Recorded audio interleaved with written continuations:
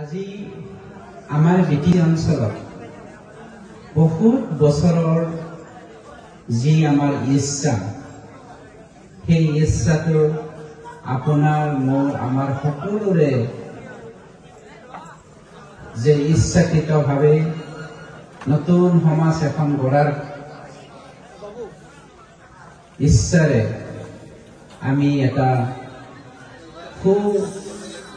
সুপৰিচালিতভাৱে নতুন সমাজ এখন গঢ়িব পাৰিছো।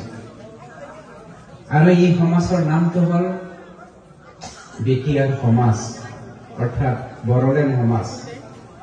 ইয়াত আমি কেৱল মাত্ৰ বড়োসকলৰ চিন্তা চৰ্চাৰে, কেৱল মাত্ৰ মুছলমানৰ ভৱিষ্যতৰ কাৰণে বা কোনোবা হিন্দুসকলৰ ভৱিষ্যতৰ কাৰণে আমি কাম কৰা নাই।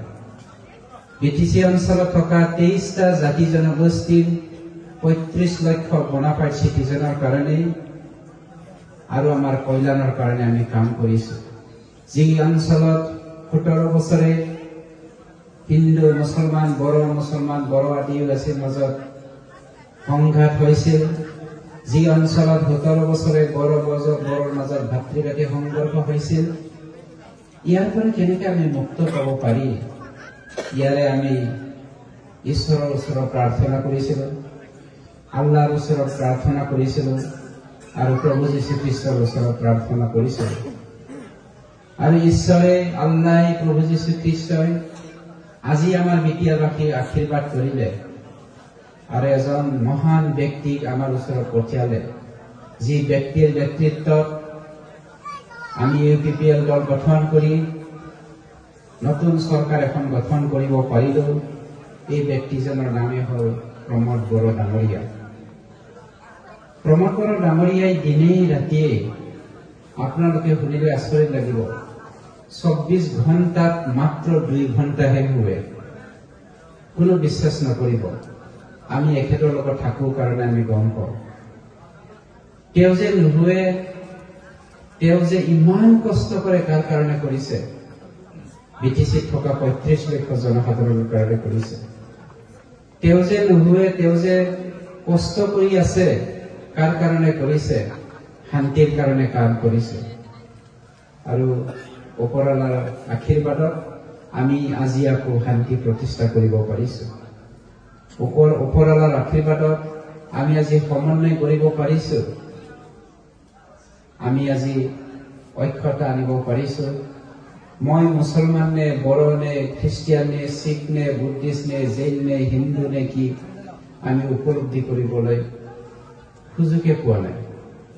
আমি এতিয়া কেৱল মাত্ৰ এটাই কথা কওঁ, আমি 35 লক্ষ বিটিয়াৰবাসীয়ে মুছলমানো নহয়, বড়ো নহয়, আদিবাসী নহয়, হিন্দু নহয়, খ্ৰীষ্টিয়ান, শিখ, জৈন নহয়, আমি বড়োলেণ্ডবাসী সেইখিনি ক'বলৈ আমি মুখত সাহস পাইছো।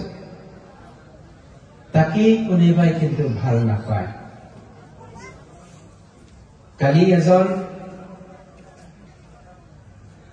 মই এটা কথা ক'ব বিচাৰিছো, আমাৰ UPPL দলত সন্মানীয় প্ৰমোদ বড়ো ডাঙৰীয়াৰ নেতৃত্বত নতুন প্ৰজন্মক আমি নতুন ভৱিষ্যত জেনেৰেশ্যন গঢ়াৰ উদ্দেশ্যেৰে কাম কৰি আছো।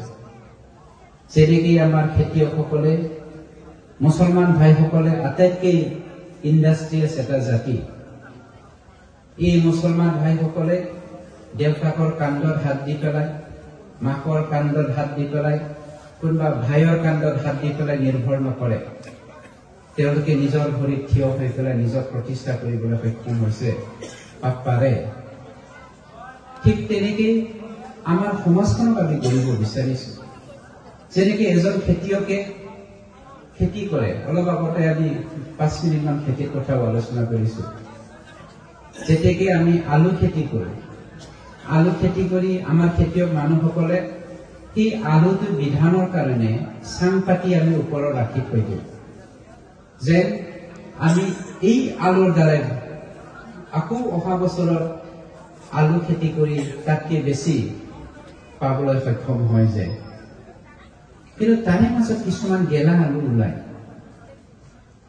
সেই গেলা আলুবোৰক আমি খেতিয়কবোৰে বাছি বাছি পেলাই দলাত বা আপোনাৰ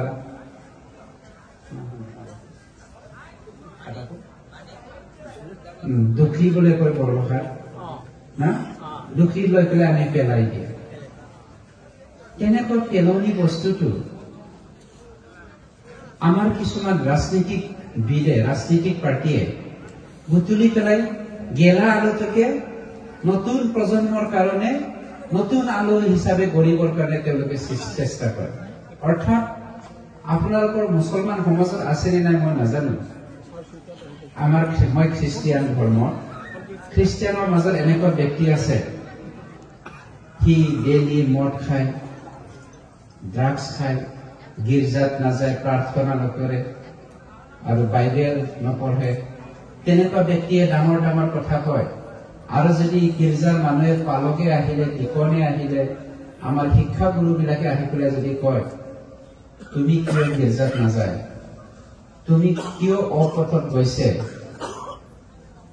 তোমাৰ ভৱিষ্যতটো তোমাৰ ল'ৰা ছোৱালীৰ জীৱনটো তুমি চিন্তা নকৰা নেকি তেতিয়া সেই ব্যক্তিয়ে কয় তোমালোকে স্বৰ্গৰাজ্যত যোৱা মই তোমালোকৰ গামছাত ধৰি পেলাই লংগীত ধৰি পেলাই স্বৰ্গৰাজ্যত পিছে পিছে যাম বুলি আপোনালোকৰ সমাজত আছে নে নাই মই নাজানো